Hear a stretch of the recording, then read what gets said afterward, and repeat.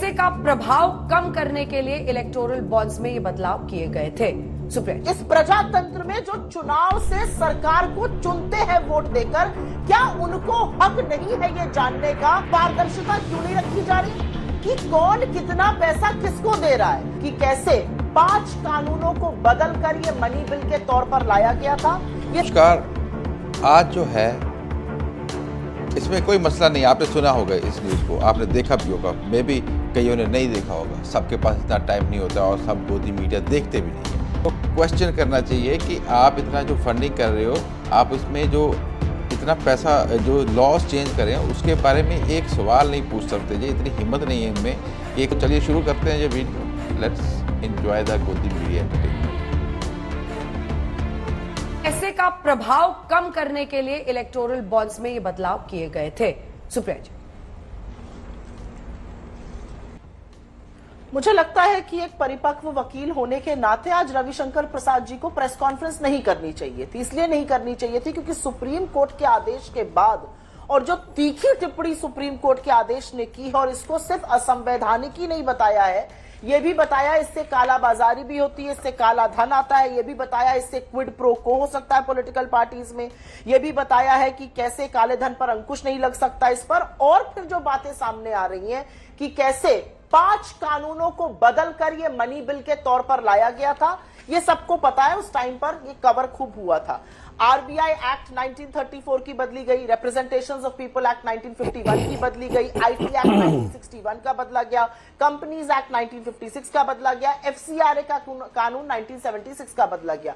5 बड़े कानूनों को बदलकर ये करने का फैसला किया था। असलियत ये है कि बार बार डेटा सामने आता है और वो दिखाता है कि 95% से लेकर 99% पैसा सिर्फ भारतीय जनता पार्टी के पास जाता है। चलिए, इसमें भी कोई बात नहीं, लेकिन क्या इस देश के लोगों को, इस प्रजातंत्र में जो चुनाव से सरकार को चुनते हैं वोट देकर, क्या उनको हक नहीं है ये जानने का कि कौन कितना पैसा किसको दे रहा है, और क्या नीति निर्माण उस पैसे के कारण हो रहा है, क्या क्विड प्रो को चल रहा है, क्या ये जानने का हक नहीं है। असलियत यह है कि कानून बदलकर रिप्रेजेंटेशंस ऑफ पीपल एक्ट में यह कर दिया गया कि 2000 ऊपर से रुपए में आपको पैन कार्ड की ये बदला गया, लेकिन यहां पर कौन किसको पैसा दे रहा है वो गोपनीय रखा जाएगा। क्यों गोपनीयता है इसमें? इस देश के लोगों को जो चुनते हैं सरकारों को, उनको क्यों नहीं है हक जानने का? पारदर्शिता क्यों नहीं रखी जा रही है? और मैं स्वागत करती हूं इस बात का कि इतने अपारदर्शी कानून का अंत हुआ। मैं तो उससे एक स्टेप जाके आगे बात कहूंगी, अब पता तो चले, सार्वजनिक तो हो कि किसने कब किसको दिया और उसके एवज में उनको क्या मिला। और अंत में एक ही बात कहना चाहती हूं अंजना जी, और यह बात कहनी जरूरी है आज हिंदुस्तान की राजनीति में या इस देश के लोकतंत्र में। एक डिस लेवल प्लेइंग फील्ड नहीं हो सकती है। सिर्फ सरकार के एक बैंक को पता रहे ये नहीं हो सकता है। डिस लेवल प्लेइंग फील्ड को खत्म किया है। लोगों को ये जानने का अधिकार है कौन पैसा दे रहा था, ये बड़ी बात है। और जिस तरह से ये कानून लाया भी गया था, 5 कानूनों को बदल के, हमने हमेशा इसकी खिलाफत करी और अपने 2019 के मैनिफेस्टो तक में कहा था हम सत्ता में आएंगे तो इस कानून को उखाड़ फेंकेंगे। मैं स्वागत करती हूं, ये स्वतः समाप्त हो गया। बस आशंका इस बात की है कि क्या सरकार सुप्रीम कोर्ट के फैसले को मानेगी या उसकी अवमानना करेगी। चलिए आप दोबारा से बताती है कि एक पॉलिटिकल पार्टी अपने अकाउंट में पैसा लेती है अंजना, किसी व्यक्ति से ड्रॉर में पैसा नहीं लेती, एलमीरा में पैसा नहीं रखती, अपने जो बेड के नीचे जो खोलने के बाद करोड़ों रुपए गिनने में आते हैं कांग्रेसियों के पास, वो पैसा नहीं है, ये वास्तव में पैसा। ठीक है सुप्रिया जी, एक छोटा सा जवाब। भारतीय बैंक वाला, स्विस बैंक नहीं, काला पैसा नहीं। बीजेपी की बात कर रहे हैं तो मैं सिर्फ 2 ही सवाल पूछ देती हूं। इस तरह के आक्षेप यहां पर आकर लगाना कि कौन बिस्तर के नीचे पैसा रख रहा था, ये सब मूर्खतापूर्ण बातें, ये सब इलेक्शन रैली में बोलनी चाहिए। क्योंकि 10 साल से सत्ता में है, काला धन वापस आना था, वो गारंटी थी, वो तो जुमला निकला। एक नया पैसा वापस नहीं आया और बड़े बड़े चोर चूना लगाकर ये देश आपकी नाक के नीचे छोड़कर चले गए। एक आदमी को 10 साल में एक्स्ट्राडाइट करके नहीं ला पाए। एक पैसा नया काला धन स्विस बैंक से वापस नहीं आया। नए नए लोगों के नाम और ऐड हो रहे। पेंडोरा पेपर्स पढ़ लीजिए, छोड़िए उन बातों को। मैं तो सिर्फ ये कहना चाहती हूं कि आरबीआई ने क्या आपत्ति जताई थी। आरबीआई ने कहा था इससे मनी लॉन्ड्रिंग हो सकती है। इलेक्शन कमीशन ने इस पे आपत्ति जताई थी, लॉ कमीशन ने इस पे आपत्ति जताई थी, फाइनेंस मिनिस्ट्री ने इस पे आपत्ति जताई थी। और ये सिर्फ बॉन्ड के आने पर ही आपत्ति नहीं थी, आगे सुन लीजिए। और ये 10 सेकंड की बात है, ये सुननी जरूरी है देश की जनता को। जल्दी बॉन्ड शुरू होने थे अप्रैल 2018 में।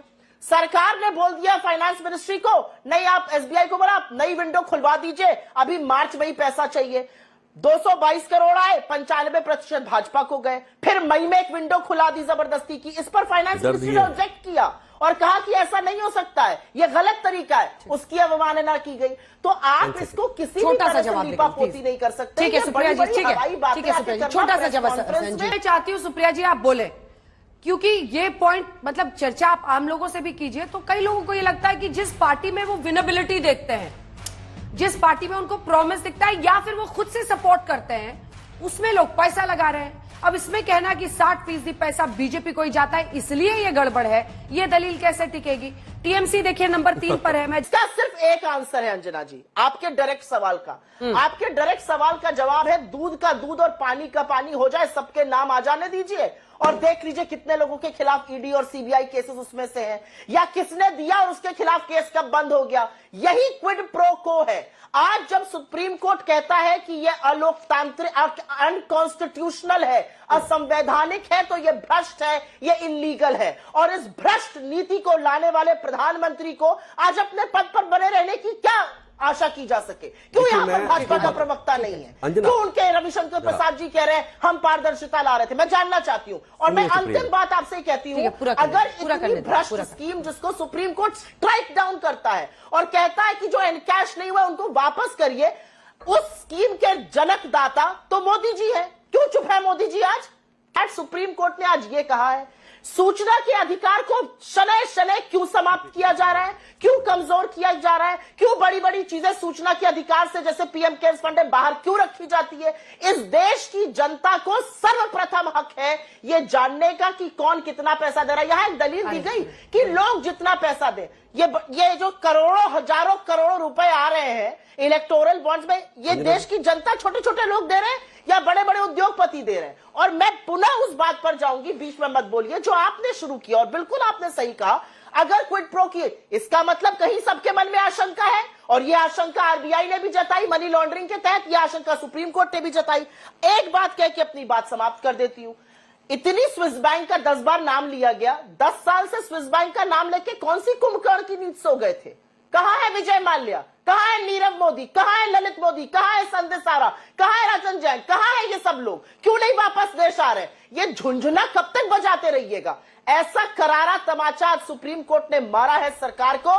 ये भ्रष्टाचार है और ऑर्गेनाइज्ड क्राइम था। अगर भ्रष्टाचार ना होता तो मनी बिल की तरह ये न लाया जा। 4 से लेके 2004-5 से 14-15 तक का जब आप लोगों की सरकार थी, ये भी एडीआर का ही डेटा है, उस वक्त सबसे ज्यादा इनकम इन्हीं इलेक्टोरल बॉन्ड से जो 6 बड़ी राष्ट्रीय पार्टियां हैं उनमें सबसे ऊपर कांग्रेस पार्टी थी।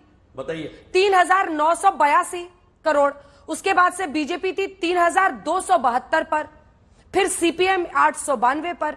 तो कौन सी पार्टी किस वक्त कैसा परफॉर्म कर रही है उस नजरिए से भी इलेक्टोरल बॉन्ड्स उस पार्टी को लोग देते हैं। क्या यही नहीं दिखाता? ये एडीआर का डेटा है जो मैं कोट कर रही हूं। अब बताइए जी, असलियत अब बीच में मत बोलिएगा। असलियत तो यह है अंजना जी कि अगर यह ऑर्डर किसी और सरकार के खिलाफ आया होता और कोई और अगर आज देश का प्रधानमंत्री होता तो उनका चेहरा लगाकर उनका इस्तीफा मांगता देश का मीडिया और देश का प्रबुद्ध जीवी। आज सब लोग चुप बैठकर यह दिखा रहे हैं कि किसको कब क्या मिला। आप ही का जो आपने बताया एडीआर का, उसको कोट कर देती हूं। 3,982 करोड़ फॉर द कांग्रेस और 3,272 crore for the BJP, almost 50-50। यहां पर 6500 करोड़ और 1100 करोड़ की बात हो रही है। मैं फिगर में नहीं जा रही हूं, मैं इस पे जा रही हूं कि सुप्रीम कोर्ट ने इसको अनकॉन्स्टिट्यूशनल क्यों कहा है। क्योंकि सुप्रीम कोर्ट ने कहा है ये पारदर्शी नहीं है। आपको नहीं लगता कि लोकतंत्र की पहली शर्त पारदर्शिता है? उस पारदर्शिता को ताक पे रखकर हम ये डिस्कशन करेंगे। ठीक है, क्या आज थर्ड अटेम्प्ट देखिए, है, प्लीज आपने- जवाब दीजिएगा।